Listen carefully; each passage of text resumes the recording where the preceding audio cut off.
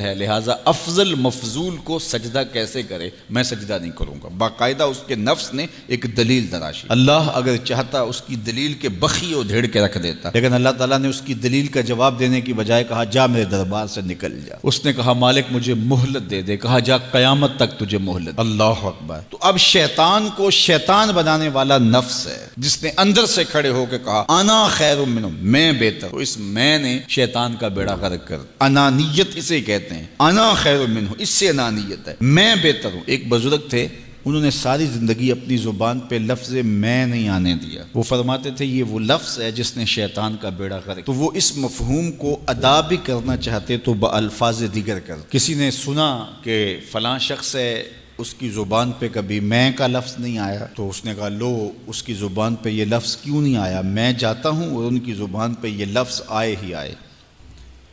ہر شخص کی اپنی ترجیحات ہوتی ہے۔ ایک مہم پہ نکلا کہ ان کی زبان پہ لفظ میں لے کر آنا۔ گیا، حضرت بیٹھے تھے، حضرت ایک مسئلہ پوچھنے آیا ہوں۔ بیٹا پوچھئے۔ کہا شیطان کو کس چیز نے برباد کیا تھا؟ حضرت اب تو بولیں گے نا کہ میں نے اس کا بیڑا غرق کیا تھا، تو کہوں گا جیسے بھی زبان پہ لفظ تو آئی گیا، اور شیخ بھی بڑے سمجھدار تھے، سمجھ گئے اس کی نیت کے کھوٹ کو کہ یہ کیوں آیا ہے اور یہ مسئلہ کیوں پوچھ رہا۔ ہر مسئلہ تفہیم کے لیے نہیں پوچھا جاتا، اس کے مقاصد اور بھی ہوتے ہیں، اور اہل اللہ کو اللہ نے وہ بصیرت دی ہوتی ہے جو سائل کے انداز سے سمجھتے ہیں کہ اس کے مقاصد۔ تو کہا حضرت پوچھنے آیا ہوں کہ شیطان کو کس چیز نے برباد کیا؟ حضرت فرمانے لگے نماز کا ٹائم ہو گیا، ابھی جماعت کھڑی ہونے والی ہے، نماز کے بعد اس پہ بات کر۔ خیر نماز ہوئی، سلام پھرا تو حضرت خود فرمانے لگے کسی نے پوچھا تھا کہ شیطان کو کس چیز نے برباد کیا؟ جواب دینا چاہ رہا ہوں کس نے پوچھا تھا؟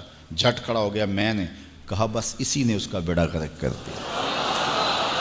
تو انانیت میں جو ہے یہ شیطان کو شیطان بنانے والی نفس جس نے اندر سے سر اٹھایا اور کہا انا خیر منہ، میں بہتر ہوں، تو یہ شیطان کو شیطان بنانے والا نفس ہے۔ تو نفس شیطان سے بھی بڑا دشمن۔ اب ہمارے ساتھ دو بڑے دشمن لگے ہوئے، ایک شیطان اور دوسرا نفس، اور دونوں ہمارے باطن کو اجاڑنے کے لیے، ہمارے من کو بے چراغ کرنے کے لیے، ہمارے اندر کی روشنیاں بجھانے کے لیے دن رات کوشش۔ ایک تنہا ناتواں اکیلی جاں، دو دشمنوں کے نرغے میں، اور دونوں دشمن بڑے تگڑے اور بہت طاقتور، اور ہر وقت ہمارے اوپر حملہ آور۔ الشیطان جاسم علی قلب ابن آدم فاذا ذکر اللہ خنس واذا غفل وسوس۔ حضرت نبی رحمت صلی اللہ علیہ وآلہ وسلم نے ارشاد فرمایا شیطان اولاد آدم کے دل پہ قبضہ جماتا ہے، اور جب بندہ غافل ہوتا ہے تو یہ وسوسے ڈالتا ہے، اور جب بندہ اللہ کا ذکر کرتا ہے تو یہ بھاگ جاتا ہے۔ تو شیطان وسوسہ اندازی کرتا ہے، باطن کو اجاڑتا ہے، من کو لوٹتا ہے۔ نفس اور شیطان دو بڑے دشمن تھے جو ہمیں جادہ مستقیم سے بہکانے کے لیے دن رات کوشاں تھے۔ اب اللہ کا کرم دیکھیے، اذا دخل رمضان سلسلۃ الشیاطین، جب ماہ سیام جلوہ فراز ہوتا ہے تو شیاطین جکڑ دیے جاتے ہیں۔ جو ہی ماہ سیام شروع ہوتا ہے، چاند طلوع ہوتا ہے تو شیاطین جکڑ دیے جاتے ہیں۔ پورا مہینہ وہ آزاد نہیں رہتے، جکڑ دیے جاتے۔ سلسلۃ الشیاطین، یہ جو مسجدوں کے دروازے کھل گئے، جہاں 1.5 صف ہوتی تھی وہاں 5 صف تراویوں میں ہیں، تو یہ شیطان کے بند جانے کی وجہ سے۔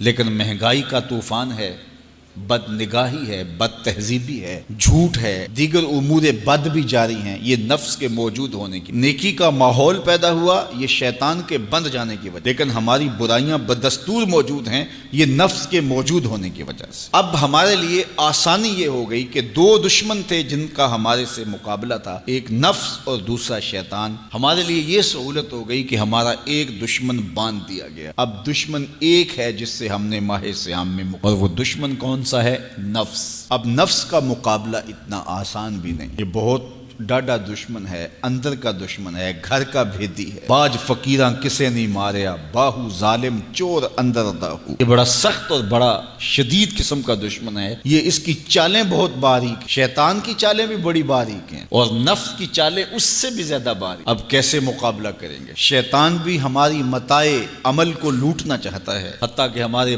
ایمان کو برباد کرنے پر تلا ہوا ہے، اور نفس بھی چالیں چل رہا ہے، اور ہم اپنی زندگی لاؤبالی میں گزارتے چلے جا رہے ہیں۔ ہمیں پتہ ہی نہیں کہ ہم موت کے کتنا قریب ہو رہے ہیں، اور شیطان ہمارے اوپر، نفس ہمارے اوپر حملہ آور ہے، اور یہ چاہتے ہیں ٹھیک ہے یہ چلتا رہے، یہ رسمی زندگی گزارتا رہے، کوئی بات نہیں، اس کے اندر کو ہم لوٹ لیں، اور یہ دونوں دن رات لگے ہوئے۔ ماہ سیام آیا تو ہمارا ایک دشمن بند گیا، ہمیں تھوڑی سی سہولت مل گئی، اب ایک ہی دشمن باقی ہے جس سے مقابلہ کرنا باقی ہے، اور وہ ہے نفس۔ اب نفس سے مقابلہ کیسے ہوگا؟ تو کسی ایکسپرٹ سے پوچھیں کہ جناب نفس ہے، ہم کمزور ہیں، شیطان دشمن ہمارا بندہ ہوا ہے، 2 محاذ کھلے تھے تنہا جان کے لیے، ایک محاذ بند ہو گیا، اب ایک ہی محاذ ہے، مقابلہ کرنا ہے تو کیسے کرنا؟ اللہ اکبر۔ تو ہم اقبال کی بارگاہ میں عرض کیا کہ آپ بتائیے۔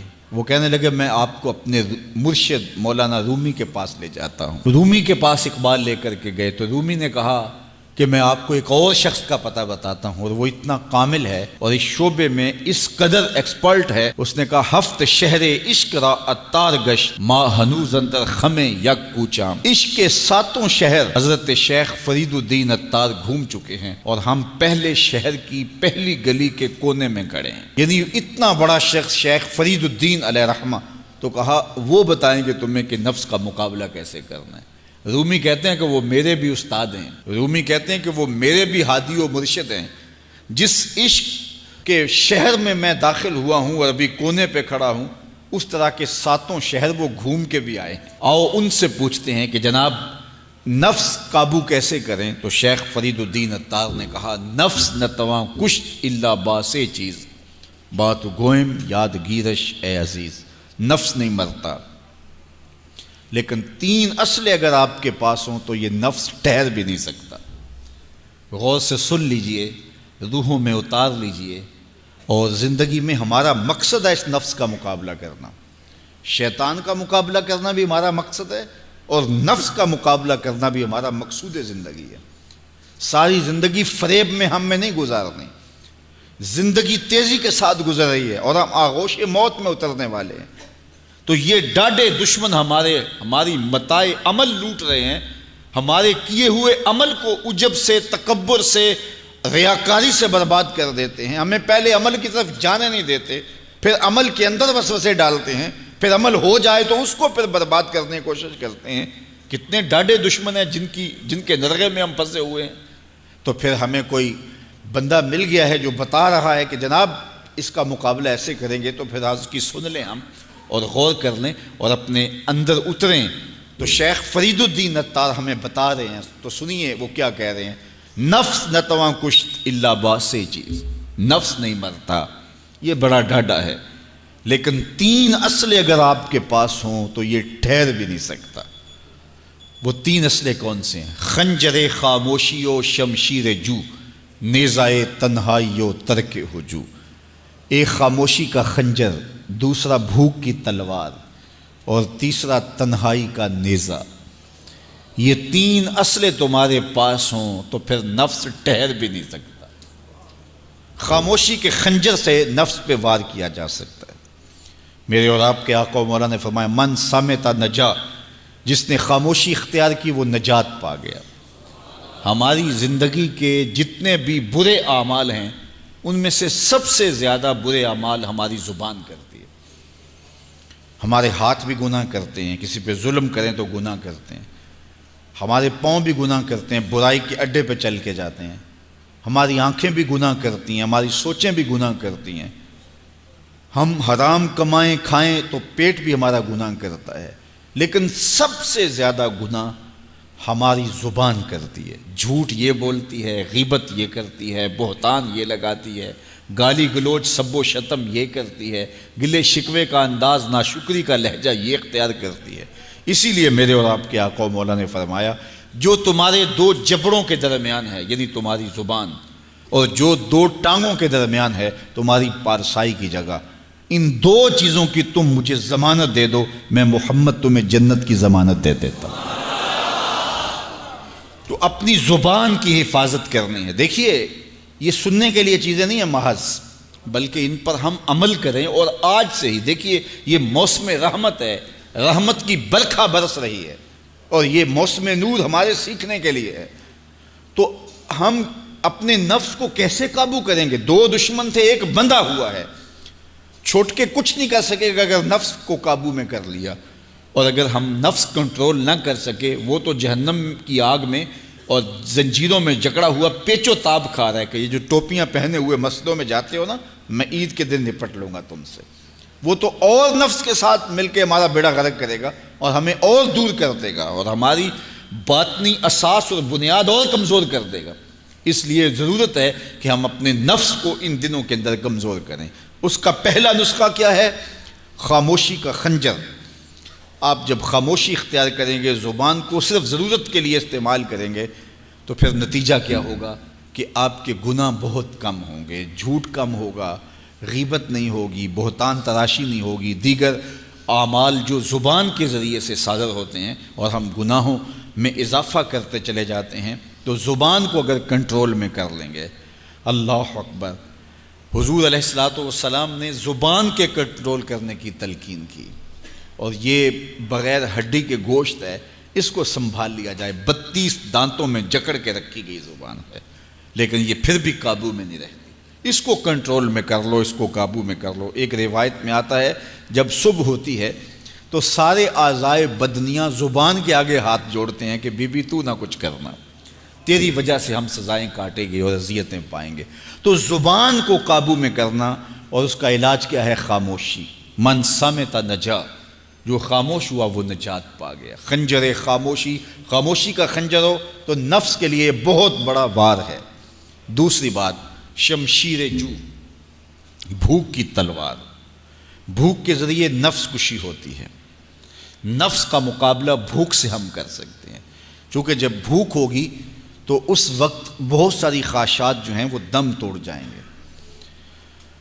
اللہ کے محبوب علیہ السلام کا ایک فرمان سنیے، بالخصوص نوجوانوں کے نام۔ یا معاشر الشباب من استطاع منکم الباء فلیتزوج فإنه اغض للبصر واحسن للفرج فمن لم یستطع فعلیہ بالصوم فإنه له وجاء۔ فرمایا اے جوانوں کے گروہ، تم میں سے جو نکاح کرنے کی طاقت رکھتا ہے وہ دیر نہ کرے، جلدی نکاح کر لے۔ کیوں کہ نگاہ اور پارسائی کی جگہ کا محافظ ہے، تمہاری نظر کو بھی محفوظ کرے گا اور تمہاری پارسائی، تمہاری عصمت کے جوہر کو بھی محفوظ کرے گا۔ تو اگر کسی کے پاس استطاعت ہے تو وہ نکاح کرنے میں دیر نہ کرے۔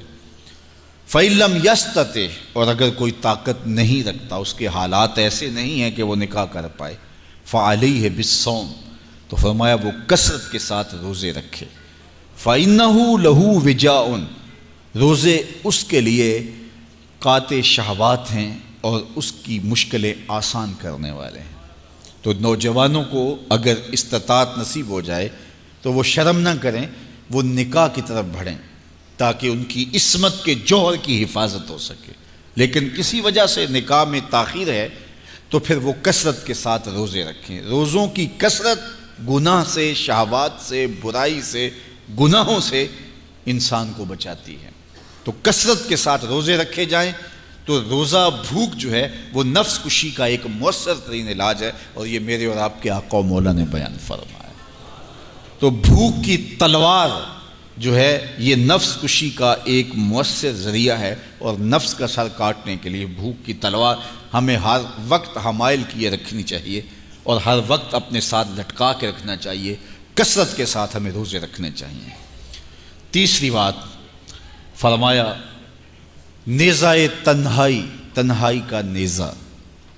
جب آپ عمومی طور پہ مجلسی زندگی میں ہوں گے تو بہت ساری خطائیں اور بہت سارے گناہ مجلسی زندگی میں آپ سے سرزد ہوں گے، تو جب آپ تنہائی اختیار کر لیں گے تو بہت سارے گناہوں سے بچ جائیں گے۔ حضرت شاہ نقشبند بخاری علیہ رحمہ فرماتے ہیں کہ فقیر کے لیے سب سے بہتر جگہ اللہ کا گھر مسجد ہے، یا پھر کامل شیخ کی صحبت ہے، یا پھر تنہائی ہے۔ چوتھی جگہ سوائے ہلاکت کی اور کچھ نہیں ہے۔ العافیۃ فی العزلہ، عزلت میں، تنہائی میں عافیت رکھی گئی ہے۔ اس لیے اپنے آپ کو ایسے ہجوم میں، ایسی جگہوں پہ لے جانے سے روکیں، اپنے آپ پر ضبط کریں جہاں نظر پاک نہیں رہتی، جہاں خیال کی پاکیزگی کا سامان نہیں رہتا، اور جہاں آپ کی جو ہے وہ آپ کی زبان محفوظ نہیں رہتی۔ دوستوں کے ساتھ بیٹھیے، آپ عزیزوں رشتہ داروں کے پاس جائیے، ضرور ملاقات کیجیے، لیکن اس کا ایک اعتدال ہونا چاہیے۔ اگر آپ سمجھتے ہیں کہ کسی جگہ جاتے ہوئے، کسی جگہ پہنچ کر آپ کی نظر میں پاکیزگی نہیں رہے گی، خیالات میں گندگیاں گردش کرنے لگ جائیں گی، سوچوں میں آوارگی آنے لگ جائے گی، تو وہ شادی کی تقریب ہو یا کوئی اور تقریب ہو، وہاں جانے سے اپنے آپ کو روک لیں، کیونکہ وہاں جا کے آپ اپنا کوئی فائدہ نہیں کر رہے، اپنا نقصان کرنے جا رہے ہیں۔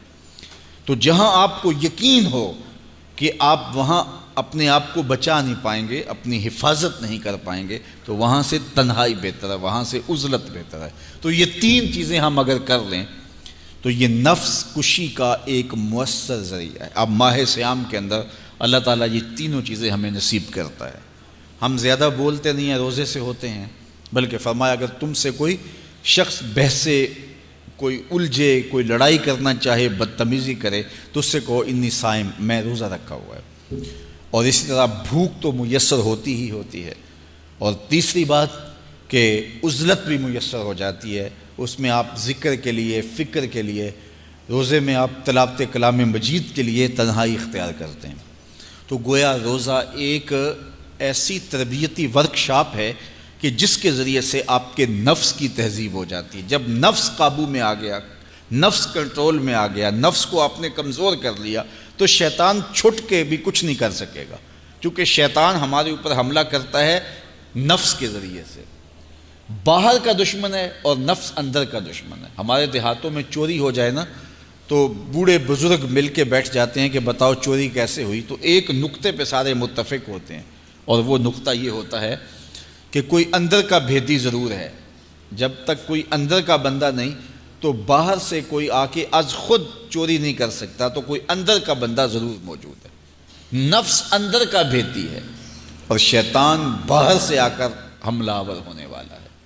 اس لیے شیطان کو اندر آنے کا موقع نفس دیتا ہے۔ نفس کو ہی کمزور کر لیجئے، وہ آپ کا ساتھی بن جائے، نفس امارہ، نفس مطمئنہ بن جائے، اور وہ نفس جو برائی کا حکم دیتا ہے وہ نفس امارہ کہلاتا ہے، اور جب وہ کثرت ذکر سے، عبادت سے نفس مطمئنہ بن جاتا ہے تو پھر وہ شیطان کے لیے رکاوٹ کا ذریعہ بن جاتا ہے اور آپ کی زندگی محفوظ ہو جاتی ہے۔ اور یہ ہمارا کام ہے، یہ ہمارے کرنے کا وظیفہ ہے۔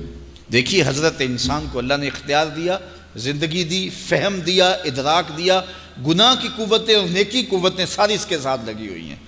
اس نے صرف ایک لا ابالی شخص کی طرح زندگی نہیں گزارنی کہ جو سامنے آ گیا کھا لیا اور جو زبان پہ آ گیا بول دی، ایسا نہیں ہے۔ یہ تو انسان ہے، اس کو تو اپنی زندگی کی راہیں خود متعین کرنی ہے کہ میری دنیا آخرت کے لیے نفع بخش کیا چیز ہے اور نقصان دہ کیا چیز ہے۔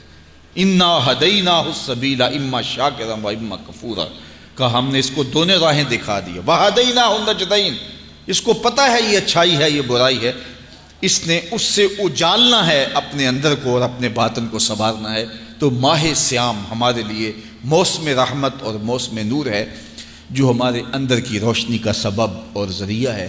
تو آئیے یہ موسم اللہ نے ہمیں نصیب کیا، قرآن مجید کی کثرت سے تلاوت کریں، نفس کمزور ہوگا، تنہائی اختیار کریں، نفس کمزور ہوگا، اپنی زبان پہ قابو کر لیں، نفس کمزور ہوگا، بھوک تو ہم روزے کی وجہ سے کاٹتے ہی کاٹتے، نفس کمزور ہوگا۔ اب شیطان چھٹ کر بھی عید کے دن ہمارا کچھ بگاڑ نہیں سکے گا اگر ہم نے اپنے نفس پہ قابو پا لیا، اور اگر نفس پہ قابو نہ پا سکے تو شیطان تو پھر پیچ و تاب کھا رہا ہے، اور وہ ہمارے اوپر پھر اور زور و شور کے ساتھ حملہ ہوگا اور ہماری متاع عمل کو لوٹ لے گا۔ تو پھر کیا فائدہ ہوا کہ سارے مہینے کی محنت کی، عید کے دن، عید سے 4-5 دن بعد ہم نے لٹا دی، تو فائدہ کیا ہوا؟ اللہ نے اس عورت کی مثال بیان کی ہے قرآن میں جس کا توازن ذہنی ٹھیک نہیں تھا، اور وہ سارا دن سود کاٹتی رہتی تھی اور شام کو اپنے ہاتھوں سے توڑ دیتی تھی۔